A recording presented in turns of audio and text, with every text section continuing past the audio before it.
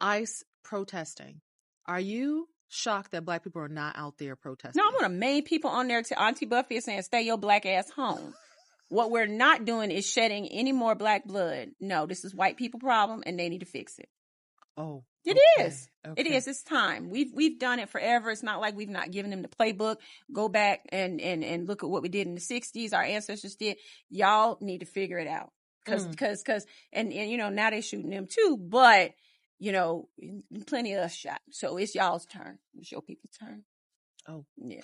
He knows. No, I'm real. Like, it is what it is. I think we can advocate on social media. I think we can work behind the scenes. I think we can fund GoFundMe accounts for people that get harmed. But I don't think Black people should be used as shields in this movement. I just don't. Why aren't Black people helping Latinos riot against ICE in LA? Let's talk about it. There are 3 types of Black people who are sitting these protests out. Number 1, the Black Trump supporter who voted for deportations. Number 2, the Kamala Harris supporter who voted overwhelmingly for Kamala and then saw that Latinos overwhelmingly voted for Trump and they're like, y'all need our help now? Oh, hell no. And number 3, the older Black people who are like, what are y'all up to?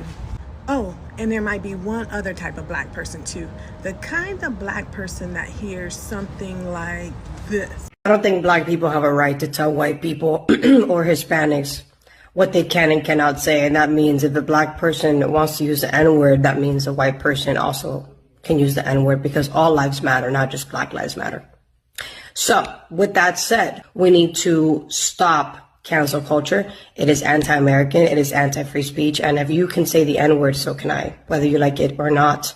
It doesn't affect your freedom, but you're sure affecting mine by telling me that I can't say it because I'm not Black. So make the N-word great again.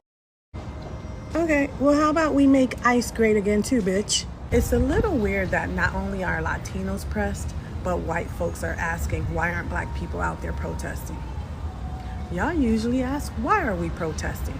It's almost as weird as this roll-off full of rocks that just so happen to be right in LA, right where the riots are, all cut off evenly, no construction around, just so happen to be there so people can start throwing them. Is that why y'all want Black people out there? So y'all can get staged video footage to roll on cable news all night long showing unity and violence against Trump? Stop trying to use us. And all I keep hearing is, Blacks and browns, we gotta stick together. Blacks and Latinos, we're brothers, we're one. Okay, well, I'm gonna need you to have that outlook for more than just rioting and violence. I'm gonna need you to have that in the job market too, because Blacks can't get a job in LA. Latinos hire Latinos, whites hire Latinos. If you don't come to LA already in a job that moved you to LA, or you own your own business, you're not working in LA. You know who's working in LA? All the people that they want us to protest to come here. So Black people, the next time you're asked, why aren't you out there protesting with Palestinians or with illegal immigrants? Just let them know you put in the same amount of effort that they put in to get Black reparations.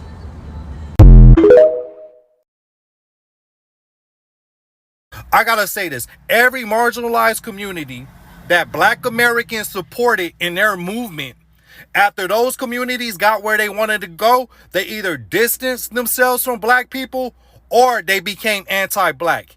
And that's from the immigrant community, the Latino and Asian community, to the LGBTIA community. The Black people in those communities, their voice and representation are marginalized. Check out the white feminist movement. Even though Black American women are the foundation of feminist movements, Sojourner Truth, Bell Hooks, their voice are marginalized in those communities. They're not heard. Every time there's a feminist movement or a feminist event, the speakers are white women. And let's not talk about these immigrant communities. The Latino and Asian community have the same anti-Black sentiments against the Black American community that white nationalists have. None of these groups reciprocate the love. All these Asians and Latino representatives, they're against reparations. The feminist movement, they never put black women as the face of that movement, even though they're the foundation of that movement. And look at the LGBTIA community. If you don't look like Ellen DeGeneres, you're not gonna be recognized. There is a growing concern and speculation about what many are calling black silence. As tension rises, events unfold. Some people wonder why many black Americans appear quiet in moments like this. But that silence is not rooted in fear, weakness, or indifference. For many, it reflects something far deeper. Let's hear what people are saying. First of all, credit goes to the original creators of each clips featured in this episode.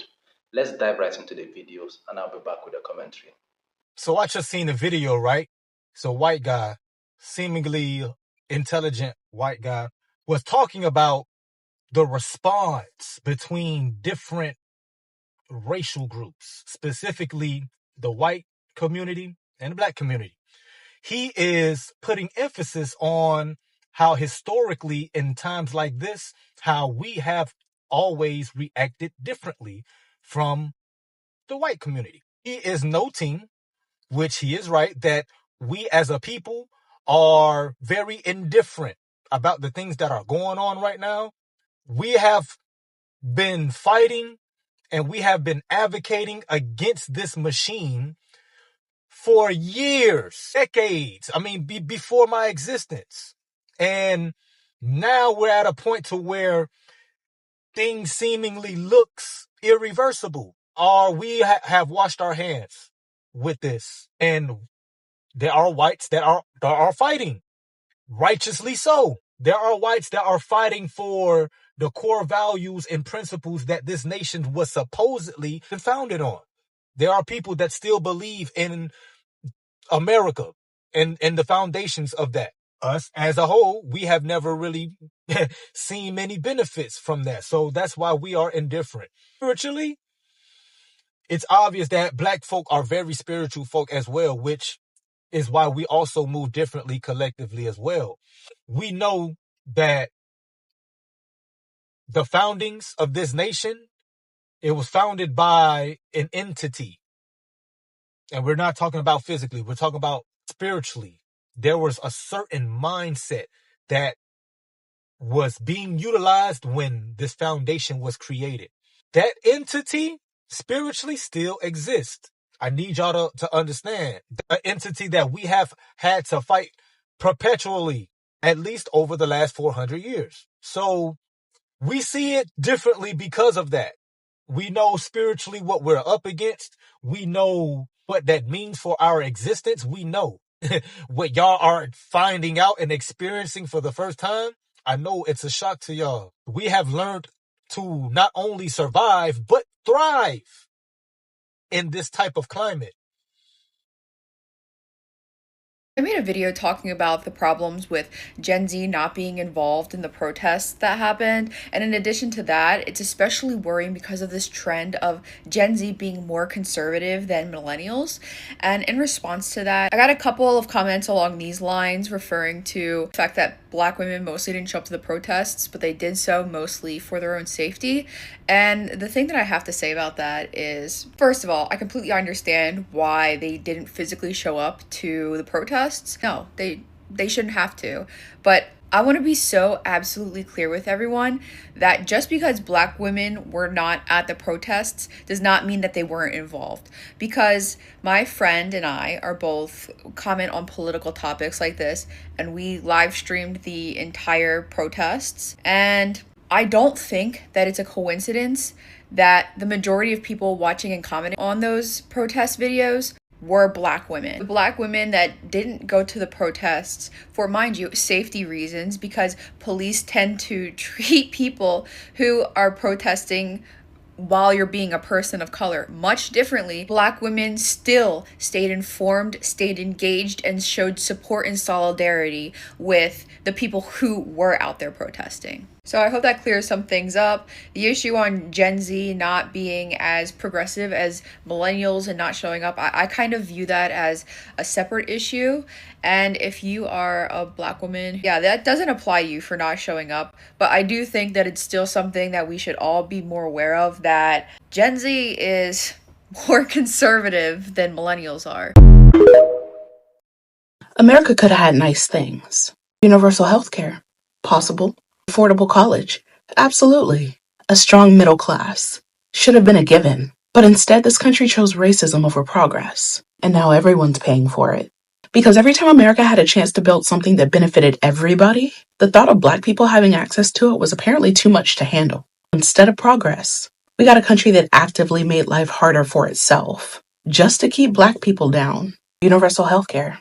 Not if Black people get it too. Back in the 1940s, America had a chance to create a universal healthcare system. Other countries did it, but the US? Nah. Now, you may be asking yourself, why? Because universal healthcare meant that Black people could go to the same hospitals as white people and potentially get treated like an actual human being. And they just couldn't have that. Southern politicians outright said that they wouldn't support it if it meant desegregation. Instead of universal healthcare, we got employer-based insurance. And that left millions of people uninsured, and we all know a hospital bill can bankrupt you. And now, even white people in states that fought so hard against universal healthcare, they're struggling just to afford insulin. Rural hospitals are shutting down because states are refusing federal funding.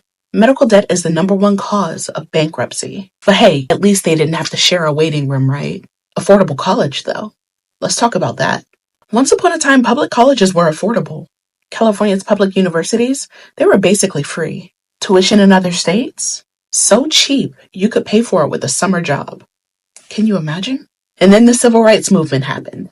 More Black students gained access to higher education.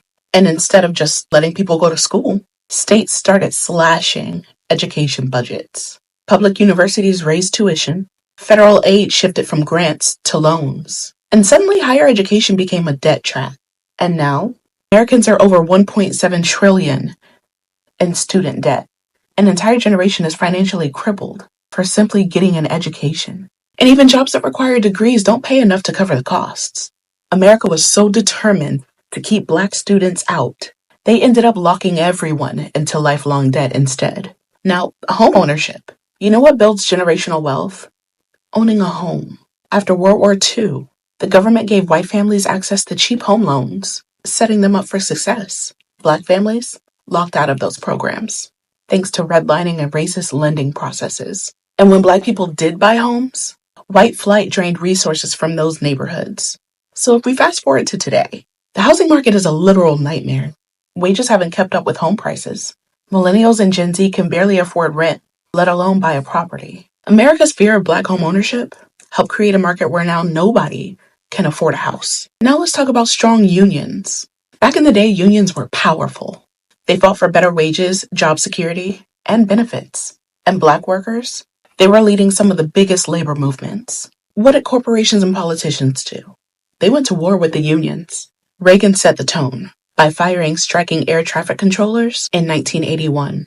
Companies spent decades breaking unions, outsourcing jobs, and replacing full-time work with gig jobs. Right-to-work laws made organizing harder. And now most workers were left with stagnant wages and no protection.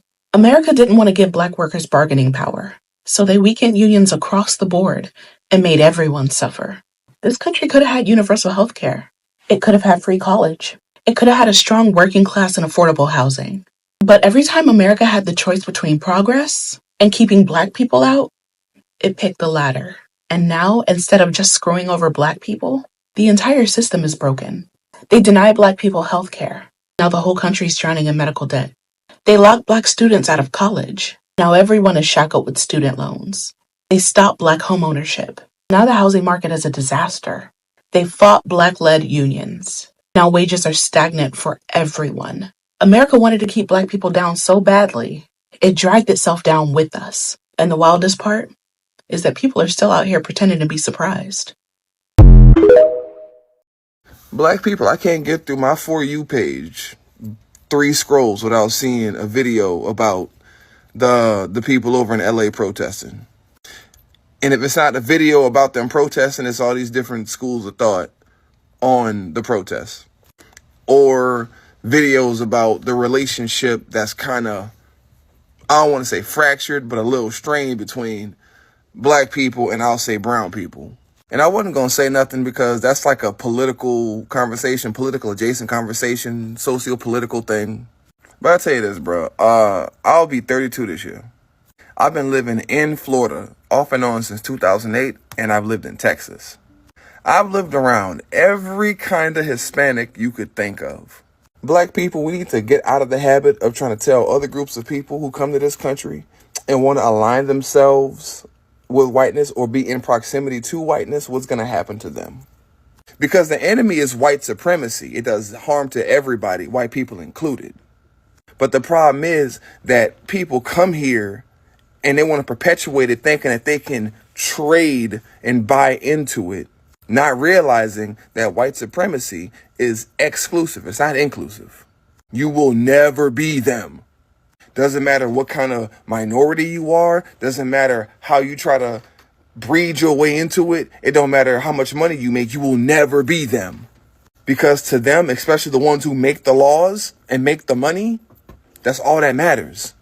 And that's not to say you got to turn around and be aligned with us. But you got to align yourself against them on every level. Not just the optics, but the ideas too. And expecting other people to come to bat for you when it's time for you to fight is crazy, especially when we see you and we see how you are. We see what you do. We see what you say. Because black folk, really, we very empathetic and sympathetic towards everybody because we don't want to see nobody go through the same shit that we done been through, bro. But everybody at every turn, every time are apathetic towards us. And we tired. So I'm saying, black people, don't tell nobody shit. Let them figure it out. Let them fight. And pray they win. Because ultimately, a win against white supremacy is still a win, no matter who won. The American empire is on full display. Mask totally off. And who do you think we should turn to for wisdom on how to resist? Because there's a community in this nation that has been targeted by this empire from the beginning, and that has resisted this empire from the beginning. And that's the black community, and particularly black Christians. And there's a reason why they're resting right now, and they're pulled back right now, because I believe the Lord is strengthening them to lead in this upcoming season. Because nobody knows the empire like targets of the empire. And nobody sings, "We shall overcome," like those who have come out of the furnace of affliction. In 2020, a really common sentiment I would hear is activism is not transactional, right? And they would burn you at the fucking stake if you dared mention that it probably should be. And I feel like in real time, black people are seeing the repercussions of saying some shit like that. Because black people especially, we love to fight for every single other fucking group on the face of the fucking planet, right? And then it's crickets when it comes to fucking us, right? This 14-year-old child, right? This is a freshman in high school. In some cases, he could have been a fucking 8th grader in middle school. He was murdered in cold blood for a $1 water bottle he didn't even fucking take. And I only see black people in mass, I should say, speaking on this. Maybe 1 or 2 Asian creators, nobody else. There's literally no one fucking else speaking on this shit. This is what I'm fucking talking about. Black people are sat up here fighting for every single other group. And that same decency is not given to us. And y'all want to say activism is not transactional? It should be. I'm sorry. It fucking should be. And for the black people that were smart enough to clock this shit and said POC solidarity does not benefit black people are never included in that shit. Yeah. Because too many of y'all, I'm so sorry, too many fucking non-black people align themselves with white supremacy. Instead of actually coming together and be like, let's fucking face this shit head on, they'd rather just align themselves with whiteness and try as hard as they can not to be looked at as white, but to be the white man's fucking lapdog. That's just the fucking moral of the story here. And you wanna fucking link up with these people who fucking hate you? Their parents fucking hate you? They laugh when their parents call you the fucking N-word in their fucking language? And these are listen.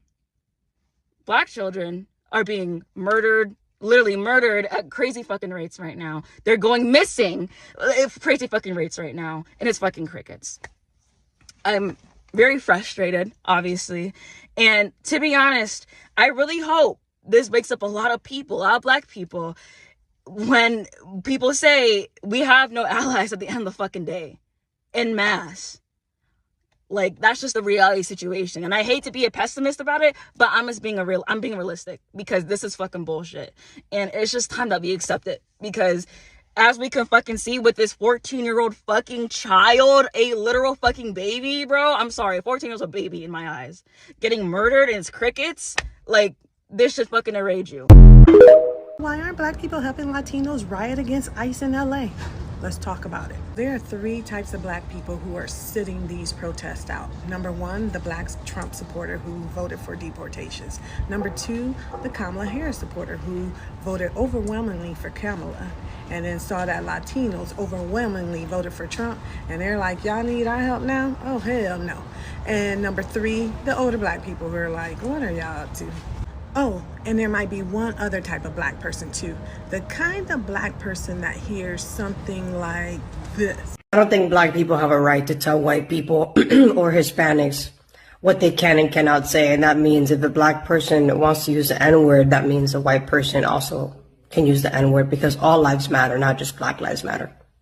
So with that said, we need to stop cancel culture. It is anti-American. It is anti-free speech. And if you can say the N-word, so can I, whether you like it or not. It doesn't affect your freedom, but you're sure affecting mine by telling me that I can't say it because I'm not black. So make the N-word great again. Okay, well, how about we make ICE great again too, bitch? It's a little weird that not only are Latinos pressed, but white folks are asking, why aren't black people out there protesting? Y'all usually ask, why are we protesting? It's almost as weird as this roll-off full of rocks that just so happen to be right in LA, right where the riots are, all cut off evenly, no construction around, just so happen to be there so people can start throwing them. Is that why y'all want black people out there? So y'all can get staged video footage to roll on cable news all night long showing unity and violence against Trump? Stop trying to use us. And all I keep hearing is, blacks and browns, we got to stick together. Blacks and Latinos, we're brothers, we're one. Okay, well, I'm going to need you to have that outlook for more than just rioting and violence. I'm going to need you to have that in the job market too, because blacks can't get a job in LA. Latinos hire Latinos, whites hire Latinos. If you don't come to LA already in a job that moved you to LA, or you own your own business, you're not working in LA. You know who's working in LA? All the people that they want us to protest to come here. So black people, the next time you're asked, why aren't you out there protesting with Palestinians or with illegal immigrants? Just let them know you put in the same amount of effort that they put in to get black reparations. For generations, black Americans have found themselves on the front lines of nearly every struggle for justice, inequality, and human dignity. Time and time again, we have marched, organized, spoken out, put ourselves at risk, not just for our own communities, but for causes that extended far beyond us. Yet, many black people have noticed a pattern. When our community faces challenges, the support we receive often feels limited, conditional, or absent altogether. We are frequently expected to show up for everyone else's fights, but when it's our own turn to carry a burden, we are often left to carry it alone. That is why what some are calling black silence is being misunderstood. It is not fear. It is not surrender. It is not weakness. It is a conscious decision to observe rather than immediately engage. It is a community taking a moment to reflect on where its energy, resources, and sacrifices has gone over the years. Many black Americans are asking a simple question. If we have always had to fight our own battle largely on our own, why must we always be the first to rush into everyone else's? For perhaps the first time in a long time, many are choosing to fold their arms and watch, not because they don't care, but because they understand the cost of constantly carrying the weight of every struggle. Not because they lack courage, but because they have spent generations proving their courage. The black community has long been known for its resilience. We have endured hardship and would have broken many others. Yet we continue to rise. That strength is precisely why people often look at us in moments of crisis. They know black people are fearless. They know black people show up. But maybe this moment is different. Maybe this moment is about focusing on ourselves, our families, our neighborhoods, and our future. Maybe it's about recognizing that not every battle belongs to us. After all, if we've been fighting alone for so long, perhaps it's time to see who is willing to fight without us. So, what do you think? Is black silence a sign of disengagement, or is it a community finally choosing to prioritize itself after years of fighting alone? Share your thoughts on the comment section below. Don't forget to like this video, share and subscribe to the channel. Thank you guys for watching, and I will see you on the next one.